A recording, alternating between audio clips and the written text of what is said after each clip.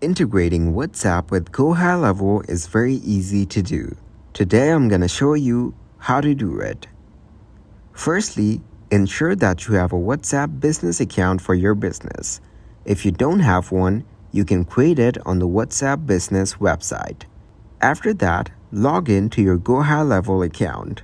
Here, access Integration section.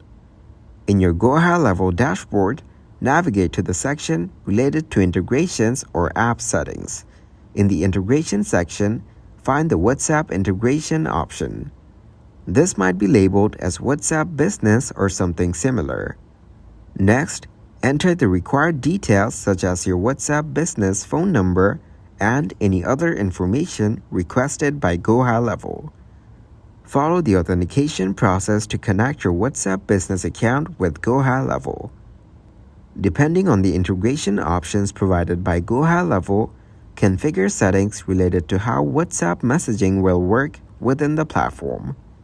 Customize messaging settings, templates, or any other features that allow you to tailor your interactions with customers. Use the Gohighlevel platform to send test messages via WhatsApp to ensure that the integration is working as expected.